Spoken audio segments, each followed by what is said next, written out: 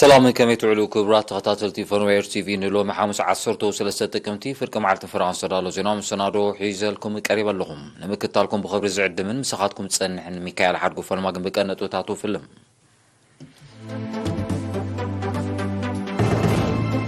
أبي نوزوبا حقاز السات 54 شح طريت تصير استفلالو حمامات تختيبان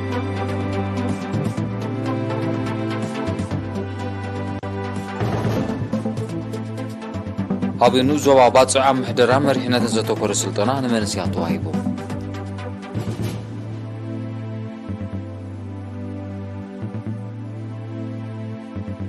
هوسبيتال أغردت زتمال أغلقلت مولدان كب زخل ناوتن ساعتن تماليلو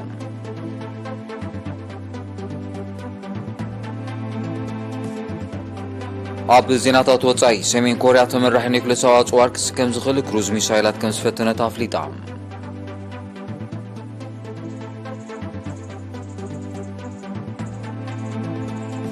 أب نيجيريا بستغست بحركات علغلغ العلي حمش تميتي سوات كم زمتو تقريسو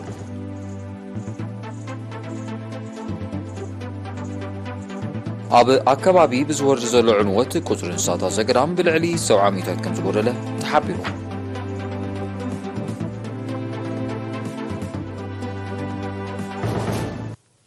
زرزر زينا فلما حابري سراكا ميسر طعنام تمالي أب ممرمر ماكلات زوبا ماكل بستقبرنا لابراتوري مرمراتات كلتا زيقاتات كاب عدا أبيتون من حيلن بكورونا فيروس ملكافهم ترقاقي تلوم إذا كمزيلن كل كورونا فيروس ترغيبهم أب زوبا ماكل كنكن كيقبر اللوم زتصنحو سلسة زيقاتات حاويهم تفاني مالو بزي مسرط طلال غطر بكورونا فيروس تلوفو زيقاتات كسابلومي 10,200 ثانية كلتن بتسيح اللوم 10,700 كلتن كابزيهم حاويهم زتفانو 230 بموز تفليو شوعة دماغنا كنكن زقبر لهم زلويهم ميسر تعنا 10 كلتا تقمتي كلتا شان 20 كلتن نابي كالزينام سنسقر ابنو زوبا حقاز تعنا طريد بموحد زهبو مهرتنا مسسام زكاي زلو صعريا بقداماي سمون ناي ورحي تقمتي اسات 54 شع طريد صار استفلالو حمامات تختيبا حلفا بتنسساب تينو زوبا حقاز حكيم محمد عبد الله እቲ ኣብ 15 ምምሕዳራት ከባቢ ኣብ 20 ነቁጣታት ዝተሰላሰለ መደብ ክታበት ኣብቲ ዞባ ክርአ ፀርሒ ሕማማት ጥሪት ንምክልኻልን ንምፍዋስን ዝዓለመ ምዃኑ ሓቢሩ ኣብቲ ወፍሪ 40,000 ጠለበጊዕ ፀረ ሕማም ፍሮማይ ልዕሊ 13,000 ከብቲ ፀረ ኣራስንቲ ሕማማት ካብ 3 ክሳብ 6 ወርሒ ዝዕድሚኦም መራኽት ድማ ፀረ ሕማም ምቑላዕ 500 ኣኽላባት ፀረ ሕማም ዕቡድ ከልቢ ከም ተኸትቡውን ኣብሪሁ حرستون قاسوتن ناب أقولت حكمنا طري زلوهم نغحات نمعباي بسبب مويا زقبر قتال وسقاساتنا استمرتاتن زمزغنو تيتركبو كم زلو تقيسو دما ملؤ زلوون طريتن تتختيبن كقول عين زبل رديت جيكا مخانو بمرقات وننت طريت ابتي زتوالون بوتان علتن طريتهم حيزون بمصا تتقمت كخونو منتي ترى محدرت كبابي كعزز تلابيو تحقق حكيم محمد عبد الله بمودات اقواسوتن حرسوتن وحسنته زي ترغاغص مدحانيتات بزيافلطو سب مويا كيتقومو زغونه تريو حمامات مزعزبو تقلاطيفهم نسب مويا كحبرو كمون كابنسسا ناب سب زمحلالو حمامات نمكلخال صبان سغان بغبو كفلحن كبسلن كم زغبا اتحساسيبهم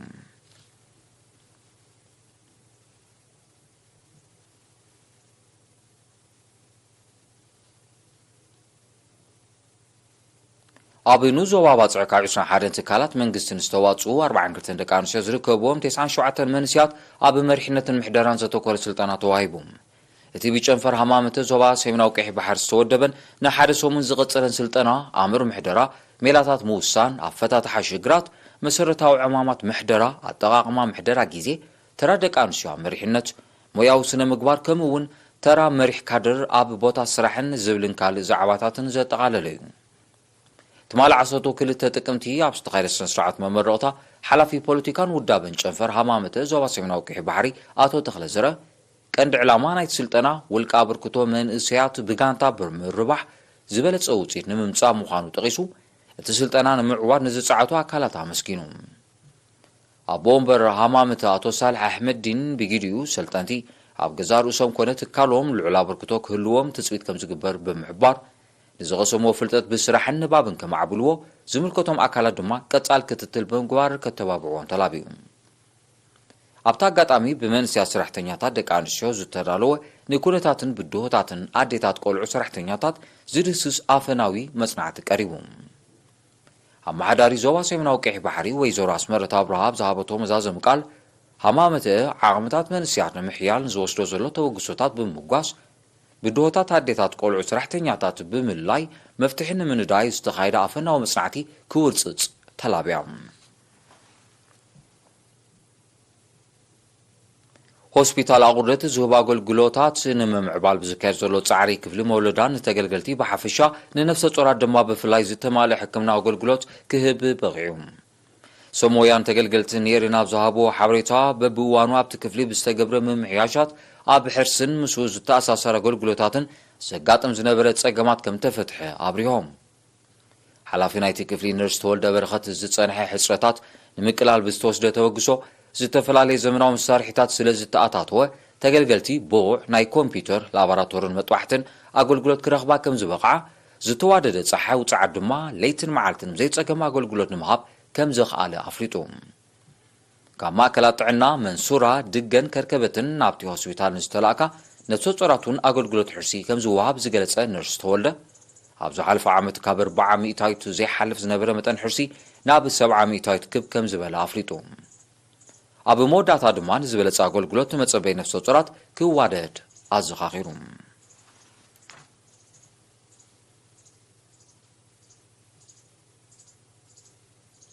ኣብ ዞባ ጊንዳዕ ን250 ጽጉማትን ዘኽተማትን ተምሃሮ ሓገዝ ናውቲ ትምህርቲ ከም ተገብረ ቤት ጽሕፈት ሚኒስትሪ ዕዮን ማሕበራዊ ድሕነትን ኣብቲ ዞባ ሓቢሩ ሓላፊ እቲ ቤት ጽሕፈት ኣቶ ኢብራሂም ዑመር እቶም ደገፍ ዝተገብረሎም ተምሃሮ ብምሕዳራት ከባቢ ዝተለለዩ ከም ዝኾኑ ብምጥቃስ ትምህርቶም ብግቡእ ንኽከታተሉ ዝዓለመ ምዃኑ ኣረድዩ ኣቶ ኢብራሂም ኣስዒቡ ወለዲ ንደቆም ኣብ ምትባዕ ብትግሃት ክሰርሑ ተምሃሮ ድማ ረኺቦም ንዘለዉ ዕድል ብግቡእ ተጠቒሞም ኣብ ትምህርቶም ክነፍዑ ኣተሓሳሲቡ እዚ ዓመት መጸ ብዝወሃብ ሓገዛት መቐጸልታ ናይቲ ጽጉማት ዘኽተማትን ተምሃሮ ካብ ትምህርቶም ከይሰናኸሉ ዝግበር ደገፍ ከም ዝኾነ ዝገለጸ ሓላፊ ቤት ትምህርቲ ንዞባ ጊንዳዕ መምህር ገብረ የሱስ መለስ ብወገኑ ተራን ኣበርክቶን መላእ ሕብረተሰብ ብሓፈሻ ናይ መምሃራን ድማ ብፍላይ ክብል ጸዊዑ ዝኸበርኩም ተዓዘብቲ ዝስዕብ ኣገራዊ ዜናታት ንምክትታል ክትቅጽሉ ደጊመ ብኽብሪ ዕድም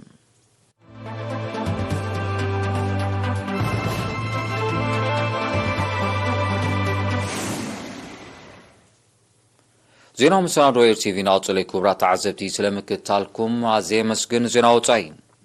ሰሜን ኮርያ ትማል 12 ጥቅምቲ ተመራሒ ኒውክለሳዊ ኣጽዋር ክስከም ዝኽእል 2 ክሩዝ ሚሳይላት ከም ዝፈተነት ኣፍሊጣ እቲ ልዕሊ 2,000 ኪሎ ሜትር ኩንጨፍ ዝኽእል ሚሳይል ነቲ ዝድለ ዕላማ ከም ዝወቕዐዮም ሰብ መዚ ምክልኻል ሰሜን ኮርያ ዝሕብሩ ዘለዉ እዛ ሓድሽ ፈተነ ሰሜን ኮርያ ኒውክለሳዊ ኣጽዋር ክትፍትን መደብ ከም ዘለዋ ዝንፍት ምዃንዮም ናይ ቀረባ ተዓዘብቲ ዝእምቱ ንሓበራዊ ወተሃደራዊ ምንቅስቓሳት ኣሜሪካን ደቡብ ኮርያን ኢዳ ጣሚራ ከም ዘይትዕዘቦ ክትገልጽ ዝጸንሐት ሰሜን ኮርያ ኒውክለሳዊ ኣጽዋር ክትፍትን ከም እትኽእል ከተጠንቀቕ ጸኒሓ እታ ሃገር ድሕሪ 2017 ኒውክለሳዊ ኣጽዋር ከም ዘይፈተነት ጸብጻባት ይጠቕሱ ኣብ ናይጀርያ ካብ ወርሒ ሰነ ክወቅዕ ዝጸንሐ ዝናብ ብዘስዓቦ ሓደጋታት ዕለቕለቕ ልዕሊ 500 ሰባት ከም ዝሞቱ ጸብጻባት ሓቢሮም በቲ ሓደጋ ልዕሊ 45,000 ኣባይቲ ብምዕናው ሚልዮናት ዜጋታት ከም ተመዛበሉ እቶም ጸብጻባት ብተወሳኺ ኣረድዮም በቲ ዕለቕለቕ ኣብ ጽላት ሕርሻ ከቢድ ሃስያ ከም ዝወረደ ዝጠቐሱ እቶም ጸብጻባት ኣብ ልዕሊ 70,000 ሄክታር ዝበቆለ ዘራእቲ ከም ተደምሰሰ ድማ ሓቢሮም እዚ ኣጋጢሙ ዘሎ ዕለቕለቕ ኣብ ናይጀርያ ድሕሪ 2012 እቲ ዝሓይለን ዝዓበየ ክሳራታት ዘውረደን ምዃኑ ይግለጽ ክሊማዊ ነውፂ ዘስዓቦ ሓደጋታት ዕለቕለቕ ብደረጃ ዓለም እናዛይደ ይመጽእ ከም ዘሎ ይፍለጥ ናይ መወዳእታ ዜና ኣብ ከባቢ ብዝወርድ ዘሎ ዕንወት ቁጥሪ እንስሳታት ዘገዳም ኣብ ዓለም ካብ 1970ታት ብልዕሊ 70 ሚእታዊት ከም ዝጎደለ ጸብጻባት ኣከባቢ ውድብ ሕብራት ሃገራት ኣነጺሮም ብመሰረቶም ጸብጻባት እቲ ኣሃዝ ዓመታዊ ብገምጋም ብ2.5 ሚእታዊት ይንክእ ከም ዘሎ ተፈሊጡ እቲ ክስተት ኣብ ላቲን ኣሜሪካን ካሪብያንን ሕልፊ ካልእ ከባቢታት ጎሊሑ ይርአ ከም ዘሎ እዮም ክኢላታት ኣከባቢ ዝጠቕሱ ክሊማዊ ምምዝባል ብሓፈሻ ብርሰት ኣግራብን ብከላማይን መሬትን ካብ ብፍላይ ጠንቂ ናይቲ ተርእዮ ምዃኑ እቶም ክኢላታት ሓቢሮም ኣብ ኣከባቢ ብዝወርድ ዘሎ ከቢድ ዕንወት ሓያሎ ዓሌታት እንስሳታት ኣብ ቀረባ እዋን ከይጸንቱ ተጣበቕቲ እንስሳታት ስጋኣቶም ክገልጹ ጸኒሖም እዮም። ዝኸበርኩም ተዓዘብቲ ዕለታዊ ዜና ንምዛም ማርሳ ዜና ክደግመልኩም።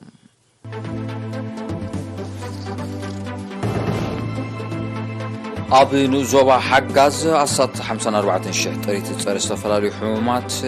ሕማማት ተኸቲበን።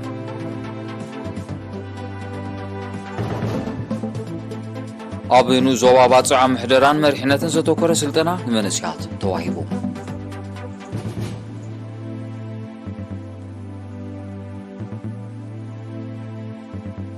ሆስፒታል ኣቑርደት ዝተማልአ ኣገልግሎት መውለዳን ክህብ ዘኽእል ናውትን ጸዓትን ተማሊሉ።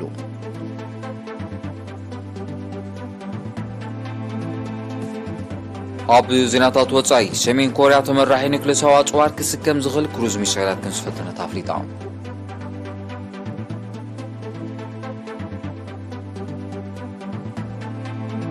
ኣብ ናይጄርያ ብዝተኸስተ ብሓደጋታት ዕልቕልቕ ልዕሊ 500 ሰባት ከም ዝሞቱ ተገሊጹ።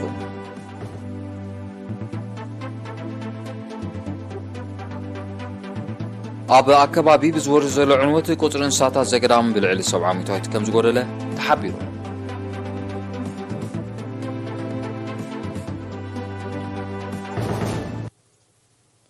ዝኸበርኩም ተዓዘብቲ ንሎሚ ቀትሪ ዝተዳለወ ዜናዊ መሰናዶ ኣብዚ ይፍጸም። ስለምክትታልኩም ኣዝየ መስግን። ዕለታዊ ዜና ስፖርት ስዒባ ተቕርብ መደብያ ብወገነይ ሰላም።